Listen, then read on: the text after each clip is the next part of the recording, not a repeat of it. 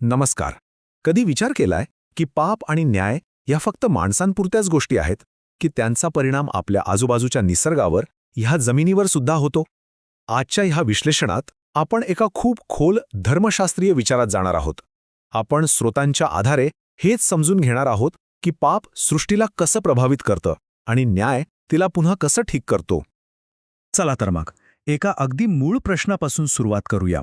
समजा एखाद्या जमिनीवर गुन्हा घडला तर ती जमीन, ती भूमी परत शुद्ध होऊ शकते का? हाच प्रश्न या संपूर्ण चर्चेच्या केंद्रस्थानी आहे. आणि हाच प्रश्न आपल्याला एका मोठ्या वैश्विक गुन्ह्याच्या घटनास्थळाकडे घेऊन जाणार आहे. तर आपला पहिला भाग इथे आपण बघणार आहोत की ह्या स्रोतांनुसार पाप हे फक्त कोणीतरी केलेलं एक वैयक्तिक कृत्य नाहीये, तर ते आपल्या भौतिक जगाला, आपल्या जमिनीला अक्षरशः कलंकित करतं. ठीक आहे, तर मूळ समस्या इथे सुरू होते. या सिद्धांतानुसार पाप हे फक्त काही क्षणापुरतं घडत नाही, ते जमिनीवर स्वतःचे अवशेष सोडून जातं. आणि मग तीच जमीन न्यायासाठी जणू काही आक्रोश करते. असं समजा की सृष्टीवर एक कायमचा डाग लागला आहे. आता एक गोष्ट स्पष्ट करूया. भूमीसाठी प्रायश्चित्त याचा अर्थ असा नाही की भूमीने काहीतरी चूक केली आहे. नाही, जमीन काही पाप करू शकत नाही. याचा सरळ अर्थ असा आहे की ती भूमी गुन्ह्याचं ठिकाण बनली आहे आणि म्हणून तिला शुद्ध करण्याची गरज आहे. पण मग प्रश्न येतो की जमीन शुद्ध करण्याची गरजच काय आहे? तर या सिद्धांतानुसार याचं उत्तर आहे तिथे राहणाऱ्या लोकांवर होणारा परिणाम. जेव्हा कोणी एखादा गुन्हा पाहतो तेव्हा त्यांच्या मनात पापाचा एक प्रभाव तयार होतो आणि हा प्रभाव इतरांनाही तसा गुन्हा करण्यासाठी प्रवृत्त करू शकतो. म्हणजे पाप एखाद्या संसर्गासारखा पसरू शकतं आणि म्हणूनच ते शुद्धीकरण आवश्यक आहे. चला आता दुसऱ्या भागाकडे वळूया.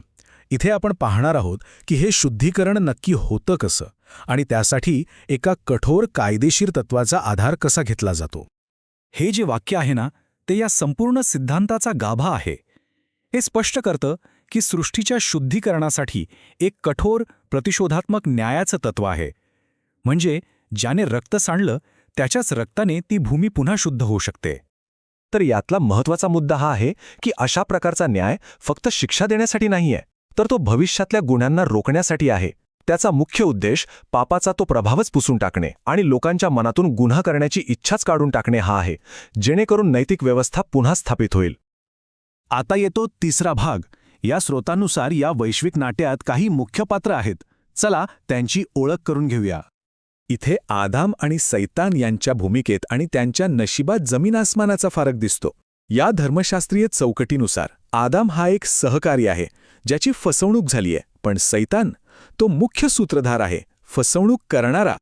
याचाच अर्थ न्यायसुद्धा दोन वेगवेगळ्या प्रकारे होतो.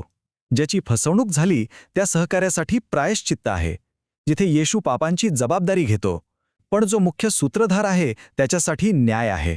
त्याला स्वतःच्या पापाची किंमत स्वतःच्या जीवानेच चुकवावी लागते. आणि आता आपण शेवटच्या भागाकडे आलो आहोत. या सगळ्या वैश्विक न्यायाचा अंतिम परिणाम काय? तर सृष्टीची संपूर्ण पुनर्रचना. चला ही प्रक्रिया कशी घडते ते टप्प्याटप्प्याने बघूया. सैतानाला दिलेला न्याय हा फक्त शेवट नाही, तर एका नव्या सुरुवातीची नांदी आहे.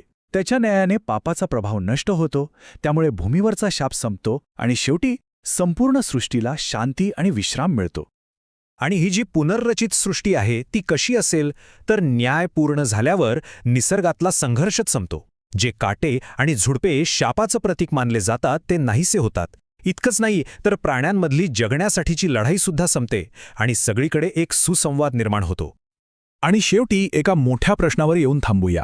या स्रोतांनुसार न्याय, शुद्धीकरण आणि पुनर्रचना या सगळ्या गोष्टी पाहिल्यावर मनात येतं की न्याय हे खरंच प्रेमाचं एक वेगळं रूप असू शकतं का? यावर नक्कीच विचार करायला हवा.